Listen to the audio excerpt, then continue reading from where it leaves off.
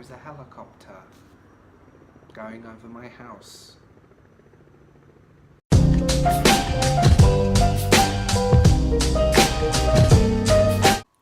So, I've been a rather bad boy. As you can see, I have a rather large quantity of books. So, I'm going to put these over here before I drop them. And let's get this haul rolling. First book is Ruin's Wake. Ruin's Wake imagines a world ruled by a totalitarian government, where history has been erased, individual identity is replaced by recognition of the state, and as the characters try to save what they hold on to most dear, in one case a dying son, in the other a secret love, their fates share a destiny. This looks really interesting. I was sent this by the publisher, and I will say I have no memory requesting this, but it looks like the kind of book I would read, so we'll go from there.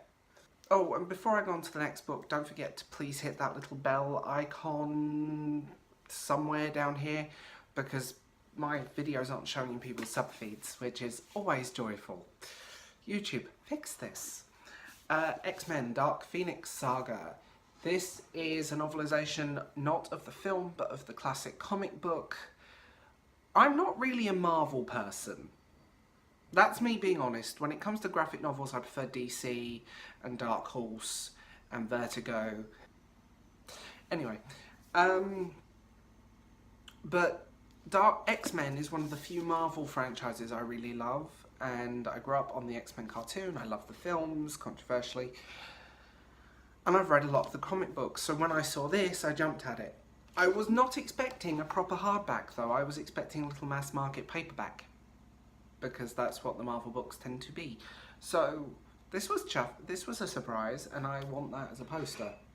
So yeah, that's X-Men Dark Phoenix Saga.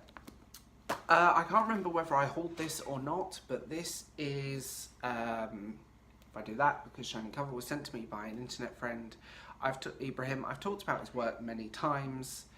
He is fantastic, and I'm looking forward to getting my teeth into this. I like cyberpunk, and this looks like a nice short cyberpunk read, so we'll go from there. A People's History of the Vampire Uprising. This looks really interesting, and partly to do with the way that it's written.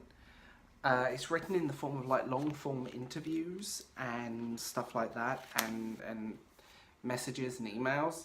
So I like books like this that are written differently. I do worry with them though. If you're gonna do them, they can sometimes be the gimmick rather than the story. So the gimmick is the best part, but we'll see how it goes with this. From the publisher again. This looks really interesting. I read the writers The Hollow Tree and gave it a really good high review. So I'm looking forward to getting my teeth into this.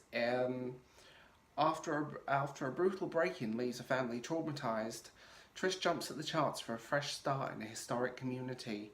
But in the back garden of her new cottage sits an unsettling remains of a past wrong. Yeah. I like this kind of mystery, gothic-y fiction type vibe. So we're going with this, and I'll see how it turns out. The Forgotten Girl. Now I've read a couple of this writer's work, so I'm looking forward to this now. She possesses a unique and powerful ability. Just like we can erase data from a computer hard drive, she can erase memories from a person's mind. This looks really interesting, and I requested it from the publisher because of that. I was aware of the writer, and there we go. So, long story short, I have a bit of bookish money to spend. So I picked up both Nevernight and God's Grave in paperback.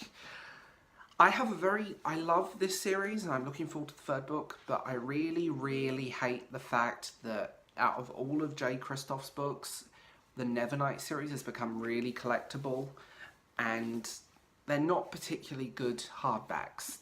If you see my hardback video, they're basically a paperback made with a plain cover that's glued into a hard shell rather than bound onto a piece of fabric. So essentially they are they're not worth it. But even the paperbacks of these look good. I've got them out the library numerous times. I've reread them many times. They're always on my Kindle for the borrow thing on Amazon. So I thought, screw it, I'm going to buy a pair of these because I want to reread them again and again. And I'm hyped about Book Free. Tell me guys, are you hyped about that one? Because I'm looking forward to Dark Dawn. And we come into Catching Fire and The Mockingjay in hardback. This is a really weird thing about the Hunger Games. I own the anniversary collector's edition of the Hunger Games in the first book. That's the only hardback we ever got in the UK. Hardbacks of these were never published. There was never a published hardback first time around of the Hunger Games. So when I saw these, they're American editions, I jumped at it. I have a reputation for hating YA, but the Hunger Games is a series I actually really love. In sort of the YA readership. YA is not a genre, just to remind you. So I jumped at it. I've never owned nice copies of these. My old paperback copies of the Hunger Games got lost. And yeah, kind of there now, so I'm happy. But these will look spectacular next to my hardback of the original, the anniversary edition, and it is nice having them all in a nice hardback form because my paperbacks of these fell apart. And they're proper hardbacks, little fabric strip thing, so they won't disintegrate. So tell me guys, what do you think? I'm curious to find out.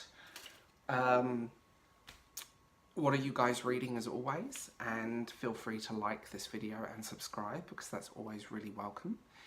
And do remember that I have videos every Thursday and Monday, so you guys can catch me then. Talk to you later. Bye.